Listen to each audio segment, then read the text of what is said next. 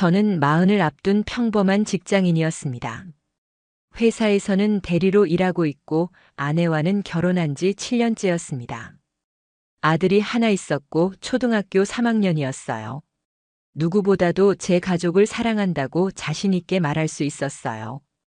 아내가 뭘 하든 믿었고 의심한 적이 없었죠. 특히 아이 관련한 부분은 전적으로 아내가 챙기도록 했습니다. 맞벌이라 서로 바쁘다 보니 역할 분담을 했거든요. 저는 돈 벌어오고 아내는 가정과 아이를 챙기는 그런 식이었어요. 매달 제 통장에서 일정 금액이 빠져나갔습니다. 아들 학원비였죠. 영어, 수학, 미술까지 3가지 학원에 다닌다고 했고 그 금액만 해도 월 120만 원이 넘었어요. 처음엔 그저 요즘 사교육이 그렇지 하며 고개를 끄덕였고 묻지도 않았어요. 그런데 어느 날 일이 터졌습니다. 사건은 제가 은행 앱을 확인하다가 우연히 거래 내역을 자세히 본 날이었어요. 평소엔 자동이체로 빠져나가는 돈을 그저 금액만 보고 넘겼는데 그날은 왜 그런지 모르겠지만 이상하게 수신인 이름이 눈에 들어왔어요. 우리 아이가 다닌다는 학원 이름이랑 달랐어요. 예를 들어 꿈나무 수학학원이어야 하는데 거래 내역에는 이상혁이라는 이름이 적혀 있었죠. 저는 순간 당황했어요. 뭔가 착오겠거니 했지만 다른 이체 내역들도 확인해 보니 전부 이상혁이라는 이름으로 들어가고 있었어요. 무려 6개월간이요. 합치면 거의 700만 원이었습니다. 처음엔 단순 착오라고 생각했습니다. 아내가 학원장 개인 계좌로 넣고 있는 거라고 여겼어요. 요즘 그런 경우도 종종 있잖아요. 그래서 아무렇지 않게 아내에게 물어봤습니다. 아, 여보, 혹시 이거 학원비 이체 이름이 이상혁으로 나가던데. 그 학원장 이름이야? 아내는 잠시 정색하더니 태연하게 고개를 끄덕였어요. 응, 맞아. 그 원장님 이름이 이상혁이야. 요즘 세금 문제로 학원 계좌 안 쓰고 개인 명의로 받더라고. 그 말에 저는 다시 안심했습니다. 아무 일도 아니었죠. 그런데 그때부터 뭔가 꺼림칙한 기분이 들기 시작했어요. 사실 저는 의심이라는 걸 해본 적이 없는 사람이었습니다. 아내를 믿었고 가정에 충실한 줄 알았으니까요. 그런데 그날 이후 아내의 행동들이 하나 둘씩 떠오르기 시작했습니다. 최근 몇 달 동안 아내는 야근이 늘었습니다. 원래 직장은 오후 5시면 끝나는 직장이었는데 갑자기 저녁 8시까지 회의가 많다고 했어요. 일주일에 2~3번은 늦게 들어왔고 때로는 회식도 생겼다고 했어요. 그런 날은 꼭 샤워를 2번 하더라고요. 들어오자마자 샤워하고 다음날 아침에도 또 하니까요. 저는 그때까지도 그게 의심스러운 행동이라는 걸 몰랐습니다. 그냥 피곤해서 그럴 거라고 생각했어요. 그런데 거래 내역을 다시 보고 나니 하나하나 다 수상하게 느껴지기 시작했어요. 결정적인 건 어느 날이었습니다. 아내가 휴대폰을 식탁 위에 놓고 화장실에 간 사이였어요. 저는 일부러 보려던 건 아니었지만 화면이 켜져 있었고 카카오톡 미리 보기 알림이 떴습니다. 자기야, 오늘도 고마워. 생활비 때문에 마음 쓰였는데 정말 든든해. 발신인은 이상혁. 그 순간 저는 숨이 막혔습니다. 온몸에서 식은땀이 났고 손이 부들부들 떨렸습니다. 화면을 더 보려 했지만 아내가 돌아오는 소리에 급하게 휴대폰을 다시 내려놓았습니다. 아무렇지 않은 척했지만 머릿속은 백지장이 되어 있었어요. 그날 밤은 거의 잠을 이루지 못했습니다. 다음날 출근을 했지만 일에 집중이 안 됐어요. 머릿속엔 이상혁. 그 이름 3글자만 맴돌았습니다. 아내가 학원 원장이라고 했던 그 이름. 그런데 왜 그런 말을 보냈을까요? 생활비. 자기야. 고마워. 이런 단어들이 왜 학원장 입에서 나오는 걸까요? 저는 점심시간에 조용히 학원 이름을 검색해 봤습니다. 우리 아들이 다닌다는 학원. 그런데 검색 결과는 전혀 다르게 나왔어요. 학원 이름은 존재했지만 학원장은 전혀 다른 사람이었어요. 이름도 이상혁이 아니었습니다. 그 순간 저는 확신했어요. 이건 단순한 오해가 아니구나. 아내가 거짓말을 하고 있었던 거예요. 그날 저녁 저는 퇴근하고 아무 말 없이 집에 들어갔습니다. 아내는 여느 때처럼 저녁을 차려놓고 있었고 아이는 TV를 보고 있었어요. 저는 평소처럼 밥을 먹었고 아무 말도 하지 않았어요. 속이 뒤집히는 것 같았지만 일단 증거를 모아야겠다고 생각했습니다. 그날 밤 저는 아내가 잠든 후 몰래 휴대폰을 보려 했습니다. 그런데 아내는 항상 잠금 설정을 걸어놨고 지문도 인식 안 되도록 설정해 놨더라고요. 실패했습니다. 하지만 포기하지 않았어요. 대신 집에 있는 노트북을 열어봤습니다. 아내는 구글 계정을 노트북에 연동해 놨고 크롬 자동 로그인도 되어 있었습니다. 그걸 이용해 아내의 이메일과 구글 드라이브를 확인했습니다. 거기서 저는 믿을 수 없는 것들을 봤어요. 아내가 이상혁이라는 남자와 주고받은 메일. 심지어 그 남자의 생활비 내역. 아내가 렌트카 계약서에 도장을 찍은 스캔 파일. 차량 렌트 비용을 아내가 대신 납부해주는 정기이체 설정. 모든 게 정리된 엑셀 파일까지 있었습니다. 정신이 나갈 것 같았어요. 이게 말이 됩니까? 우리 아들 학원비라고 매달 빠져나가던 그 돈. 그게 전부 어떤 백수 남자의 생활비였다니요. 제가 피땀 흘려번 월급에서 매달 120만 원씩을 그 남자의 밥값과 월세로 쓰고 있었다는 사실에 분노가 치밀어 올랐습니다.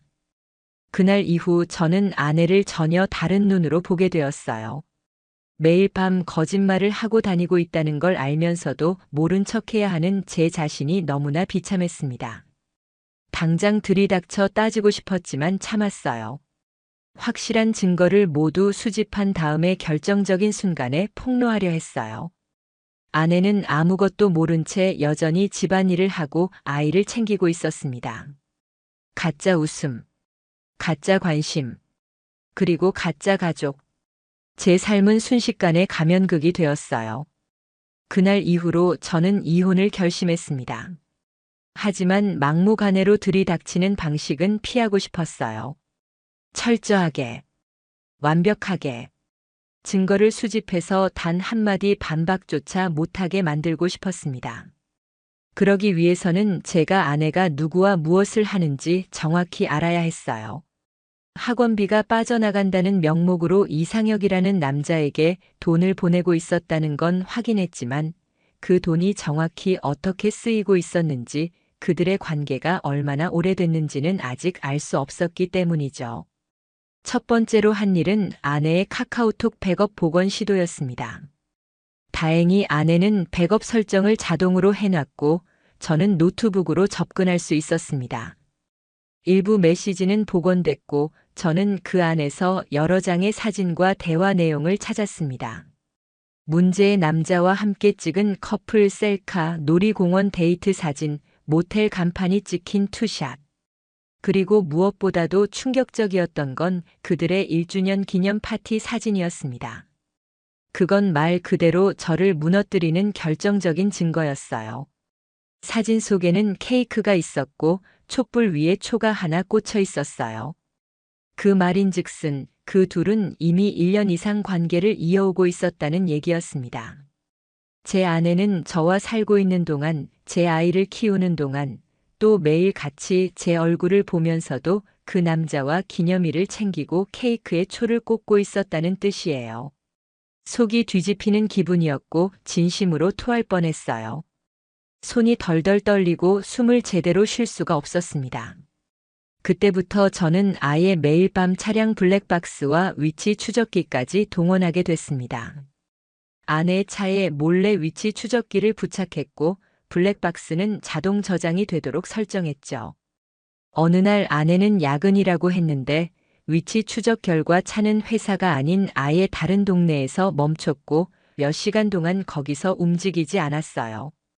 블랙박스 영상을 확인해 보니 그 남자가 차에 타더라고요. 아내와 나란히 앉아 웃으며 무언가를 주고받았고 결국 그 남자가 차에서 내린 곳은 바로 모텔이었습니다. 이 정도면 빼박이죠.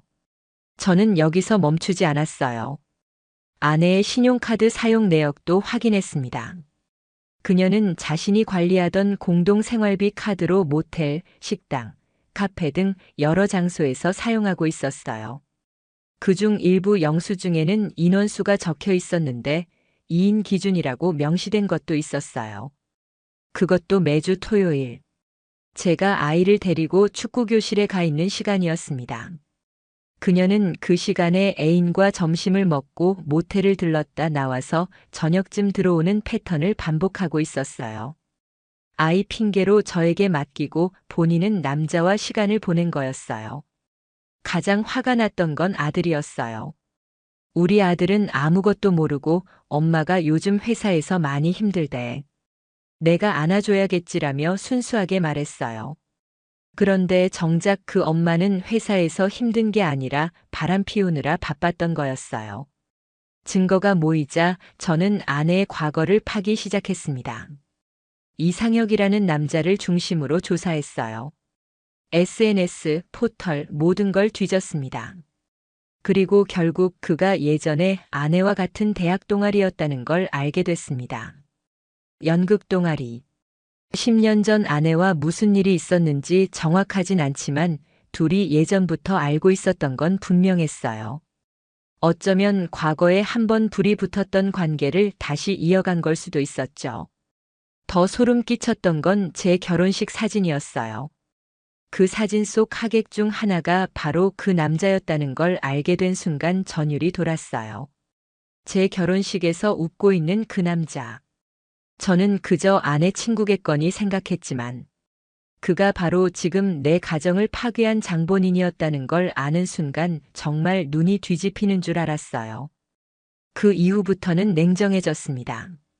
저는 이 사태를 어떻게 끝내야 할지, 어떻게 가장 강력한 복수를 할 수 있을지를 생각하기 시작했어요. 이혼은 당연한 수순이지만 그 전에 이 인간들을 어떻게든 무너뜨리고 싶었어요. 저처럼 아무것도 모른 채 바보처럼 이용당하는 사람이 되어보라고요. 일단 변호사를 찾았습니다. 이혼 전문 상간자 소송 경험 많은 곳으로 예약을 잡고 모든 자료를 USB에 담아갔어요. 증거는 차고 넘쳤습니다. 돈 거래 내역, 카드 영수증, 블랙박스, 위치 추적, 카톡 대화, 사진, 영상. 완벽하게 준비된 상태였죠. 변호사는 증거를 하나하나 검토하더니 한마디 했습니다. 아내 측이 반박할 수 없을 정도로 준비 잘하셨네요. 정신적 위자료 청구 가능하고 상간자에 대한 손해배상도 확실히 가능합니다. 부양 의무 방기 부분까지 포함해 드릴게요. 그 말을 들으니 복잡한 감정이 몰려왔어요. 한편으론 속이 시원했지만 또 한편으론 정말 이게 현실인가 싶었어요. 7년을 함께 살고 아이까지 있는 여자가 결국 이런 결말을 낼 줄은 몰랐거든요. 그리고 드디어 때가 왔습니다. 저는 그날을 선택했어요. 아내가 늘 야근이라고 말하는 수요일 저녁. 전 회사에서 조퇴를 했고 아이는 친정에 맡긴다는 아내 말은 거짓인 걸 알고 있었기에 일부러 제 부모님께 부탁해 데려다 놨어요. 그리고 저는 아내가 차를 몰고 나가는 걸 따라갔어요. 예상대로 그 남자와 만나더군요. 두 사람은 또 모텔로 들어갔고 저는 프런트에서 예약 확인을 부탁했어요. 법적으로 확인은 어려웠지만 제가 CCTV를 틀어달라고 했고 잠시 머뭇거리던 직원이 몰래 보여줬어요. 화면 속에는 아내와 그 남자가 들어가는 장면이 고스란히 찍혀 있었어요. 그 순간 저는 결심했어요. 더 이상은 안 된다. 이제 끝내자. 가면은 벗겨졌고 나는 이 연극에서 하차하겠다고요. 모든 게 준비됐다고 생각한 그날 밤. 저는 호텔 앞에서 두 사람의 모습을 지켜보며 주먹을 꽉 쥐고 있었습니다. 몇 번이고 마음속에서 갈등이 일어났어요. 지금 당장 뛰쳐들어가야 하나? 아니면 문 앞에서 기다려야 하나? 아니면 그냥 그대로 가버릴까? 하지만 아니었습니다. 저는 더 이상 참을 수 없었고 더 이상 뒤에서 증거만 모으는 사람이기 싫었어요. 이젠 마주하고 싶었습니다. 진짜 그들의 얼굴을. 진짜 가면 벗겨진 민낯을 보고 싶었어요. 저는 천천히 걸어 들어갔습니다. 모텔 프런트 데스크 앞에 섰고 목소리를 낮추어 말했어요. 2층 207호. 거기 제 아내가 있습니다. 긴급한 사정이고 조용히 연락만 해주세요. 직원은 처음엔 난색을 보였어요. 원래 이런 요청은 못 받아준다고. 하지만 저는 블랙박스 영상과 CCTV 캡처본을 보여주며 무게를 실었고 결국 그는 객실로 전화를 걸었어요. 전화는 벨이 갔지만 받지 않았습니다. 저는 예상했습니다. 지금쯤이면 둘이 침대에 누워 있거나 씻고 있겠죠. 그렇게 5분쯤 지났을까요? 엘리베이터가 띵 하고 열렸고 거기서 아내가 먼저 나왔습니다. 눈이 커지고 손에 들고 있던 가방을 떨어뜨렸어요. 저를 보자마자 말 그대로 얼굴이 하얘졌습니다. 그 뒤를 따라 이상혁이 나왔고 그는 저를 보더니 그대로 멈춰 섰습니다. 네. 그 인간도 저를 알아봤어요. 제 얼굴을 기억 못할 수가 없었겠죠. 결혼식장에서도 마주쳤고 집에 놀러 온 적도 한두 번 있던 놈이었거든요. 저는 입을 열었습니다. 우리 아들 학원비. 내가 그 돈 받았냐? 그 말에 아내는 숨을 제대로 쉬지 못했습니다. 눈이 커지고 입을 벌린 채 말문이 막힌 표정이었어요. 그 인간은 말을 하려다 멈췄고 아무 말도 못했어요. 저는 너무나 차분했어요. 이상하게도 1년 넘게 내 돈으로 내 밥 사 먹고 모텔비 내고 렌트카 굴리고 다녔다더라. 생활비 받았지. 명품 선물도 받았고. 아내 명의로 보험도 들어놨다면서. 아내는 눈물이 그렁그렁했지만 저는 아무 감정 없이 말했습니다. 제 안에 있던 모든 감정은 이미 며칠 전 다 타버렸거든요. 그 인간은 결국 뒷걸음질 쳤어요. 말을 꺼내려다 아무 말도 못하고 그냥 도망치듯 모텔을 빠져나갔어요. 그 모습을 보며 저는 아무런 반응도 없었어요. 아내만 남았습니다. 그녀는 떨리는 손으로 제 팔을 잡으려 했습니다. 하지만 저는 몸을 뿌리쳤어요. 넌 왜 그랬어?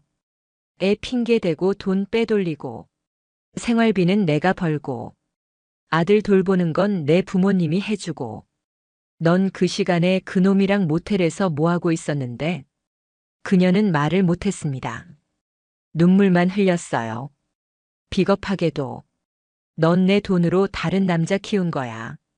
내가 생활비 보태달라고 말한 적 있냐?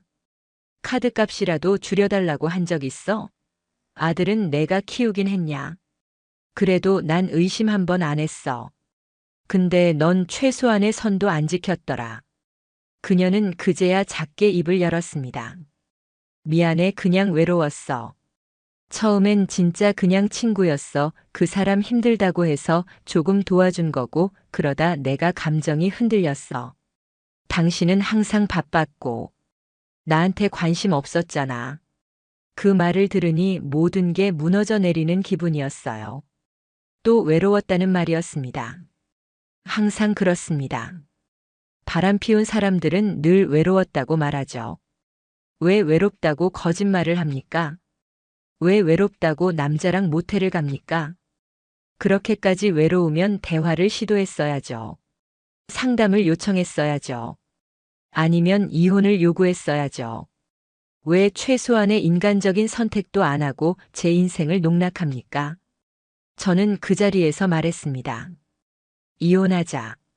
이거 다 증거 있고 변호사도 준비돼 있어.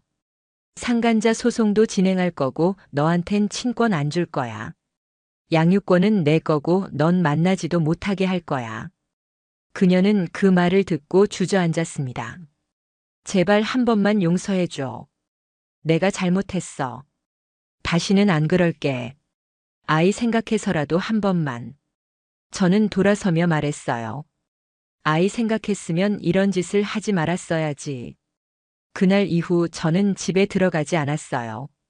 호텔에 머물며 남은 증거를 정리했고 다음 날 곧장 법원에 이혼 신청서와 상간자 위자료 청구 소장을 제출했습니다. 회사에도 알렸습니다. 혹시나 그녀가 이상혁을 제 회사 근처로 보내 괴롭히려 들까봐 미리 경고했죠. 회사는 저를 보호해줬고 직원들 사이에서도 소문은 퍼졌습니다. 결혼 7년 차. 사랑했고 믿었고 아끼던 아내는 사실 다른 남자의 월세를 내주던 여성이었어요.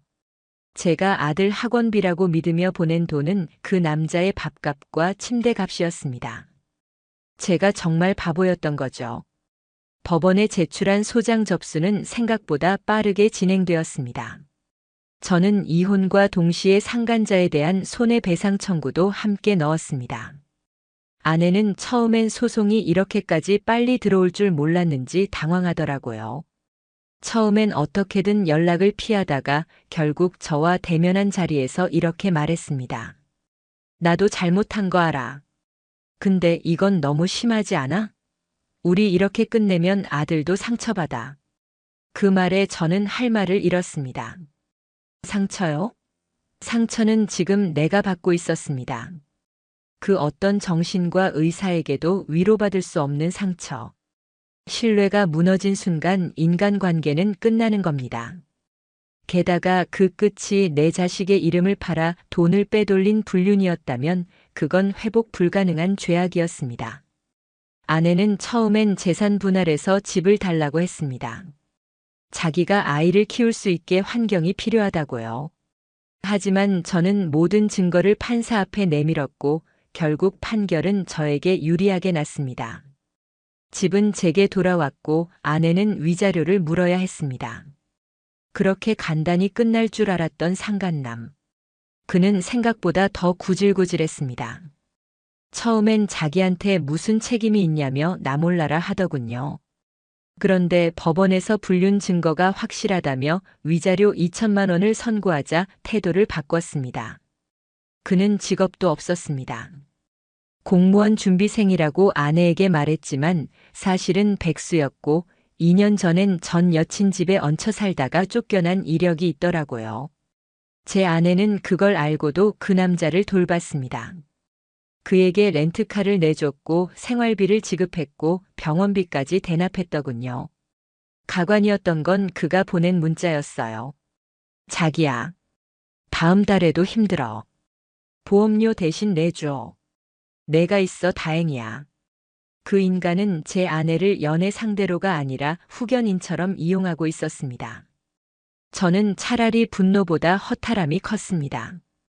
그게 사랑이었을까요? 진심이었다면 왜 생활비 내역을 엑셀로 정리했을까요? 왜 학원비라고 위장했을까요? 모든 게 철저히 계산된 거짓이었고 이기심이었습니다. 법적 대응이 진행되면서 저희 부모님도 모든 사실을 알게 되었어요. 처음엔 저를 탓했습니다. 너가 너무 무심했을 수도 있지 않냐고요. 하지만 제가 블랙박스와 계좌 내역을 보여드리자 두 분 다 말이 없으셨습니다. 우리 손자를 키우면서 그렇게 애썼던 당신들. 그런데 그 손자 이름을 팔아 외간 남자 밥값을 뗀 며느리라니. 아이에게는 아직 정확히 말해주지 않았습니다. 엄마는 당분간 따로 살아야 해라고만 했어요. 아이는 며칠간 울더니 이내 조용해졌습니다. 그렇게 눈치가 빠른 아이인 줄 몰랐습니다. 아빠, 그럼 나 이제 엄마랑 못 살아? 그 질문을 듣고 저는 방으로 들어가 눈물 흘렸습니다. 내가 뭘 그렇게 잘못했을까요? 매달 꼬박꼬박 월급을 집으로 보내고, 주말엔 축구교실 데려다 주고, 피곤한 몸 이끌고도 가족여행은 꾸준히 가고, 그 모든 게 무의미한 희생이었나. 아내는 여전히 변명을 늘어놓았습니다. 처음부터 그런 건 아니었어. 그냥 어느 순간부터 외로움에 익숙해졌고 그 사람은 날 항상 위로해줬어. 저는 묻고 싶었습니다. 그 위로는 침대 위에서 받은 건지, 모텔에서 받은 건지, 심지어 회사에까지 그 소문이 퍼졌습니다. 제가 고의로 퍼뜨린 건 아니었어요. 누군가 판결문을 보고 공유했는지 금방 사내 익명 게시판에 올라갔고 동료들은 수군거리기 시작했죠.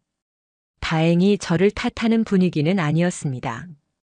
오히려 그렇게 당했는데도 폭력 한 번 안 썼다니 대단하다는 말을 들었습니다. 그 말이 얼마나 슬프던지요. 사람이 잘못한 상대에게 손찌검하지 않았다는 것조차 대단하다고 불릴 만큼 이 사회는 망가져 있었습니다. 아내는 그 후 회사에서도 견디지 못하고 사직서를 냈습니다. 결국 자기가 한 짓 때문에 일터까지 잃은 셈이죠. 그녀는 마지막으로 저를 찾아와 말했습니다. 혹시 나중에 내가 정말 반성하고 잘 살아가면 다시 아들만큼은 만나게 해줄 수 있어? 저는 대답하지 않았습니다. 대답할 가치도 없었습니다. 이혼이 확정되고 상간 소송도 마무리됐습니다. 저는 집을 정리하며 모든 그녀의 흔적을 치웠습니다. 옷장, 화장대, 욕실에 남겨진 헤어롤 하나까지도. 그녀가 남긴 건 가짜 미소와 외로웠다는 변명뿐이었습니다. 이렇게 허무하게 끝날이라곤 상상도 못했습니다. 그리고 이렇게 분노보다 허탈감이 클 줄도 몰랐습니다. 이혼이 법적으로 확정된 날, 법원 복도에 서 있던 저는 잠시 아무 말 없이 서 있었습니다. 판사가 마지막으로 쌍방간 재산 분할 조정 및 양육권 확정, 위자료 판결은 모두 확정되었습니다라고 말했을 때 제 귀엔 그 말이 울리는 듯 했습니다. 모든 싸움이 끝났다는 안도감보다는 내가 그렇게도 아꼈던 가정이 이렇게 허무하게 법률 한 줄로 사라졌다는 게 너무나 참담했어요. 아내는 법정 끝자락에 앉아 있었고 고개를 숙인 채 울고 있었습니다. 그리고 그 옆에는 없었습니다. 그 자리에 있어야 할 한 사람. 그녀가 지키려 했던 남자. 그녀가 그토록 보호해주던 이상혁은 오지 않았어요. 결국 그녀는 모든 걸 잃고 혼자였던 겁니다. 상간 소송은 제가 완전히 승소했습니다. 그는 판결금 2천만 원을 감당하지 못하고 분할 납부를 신청했습니다. 겨우겨우 매달 50만 원씩 입금하면서 메시지를 보냈습니다. 죄송합니다.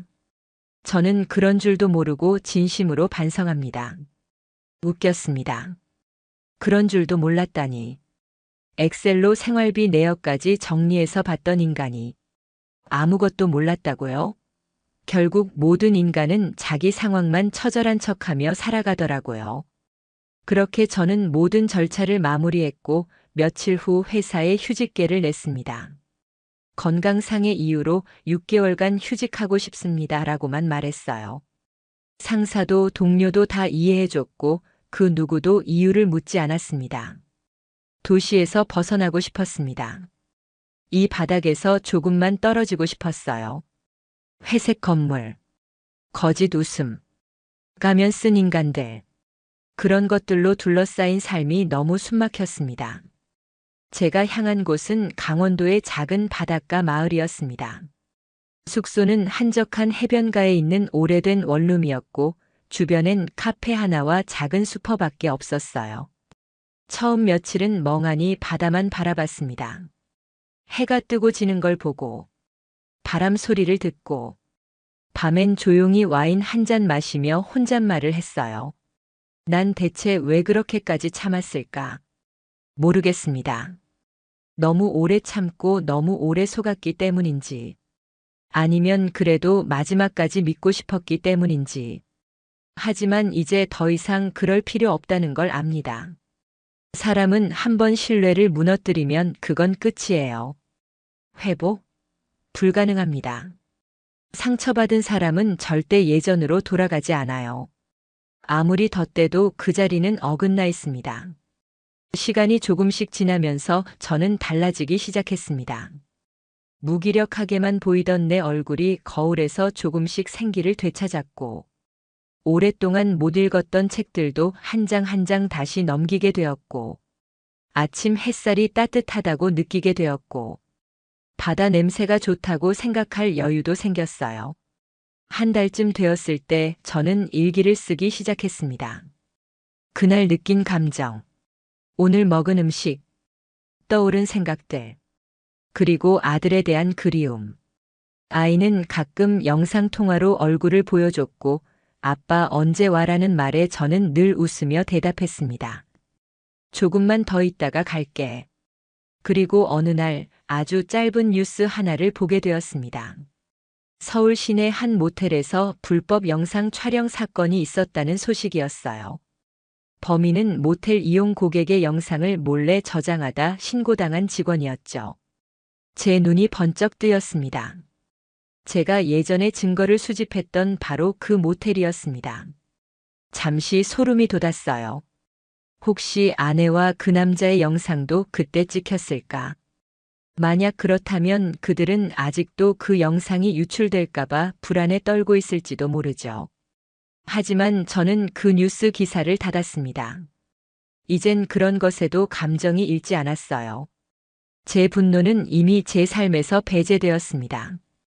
저는 복수로 사는 사람이 아니라 치유로 살아가는 사람이 되고 싶었습니다. 서울로 돌아가기 직전, 저는 아들의 사진을 꺼내 창가에 올려두었습니다. 그 사진 속 아이는 해맑게 웃고 있었고 저는 그 웃음을 보며 다짐했어요. 나는 더 이상 속지 않을 거야. 그리고 다시는 내 아이를 누구의 거짓된 말에 내어주지 않을 거야. 그날 밤 저는 바닷가를 한참 걸었습니다. 별이 수없이 박힌 하늘 아래, 파도 소리만 가득한 어두운 해변 위를 슬리퍼를 벗고 맨발로 모래를 밟으며 조용히 되뇌었어요. 이제 나를 다시 사랑할 시간이야.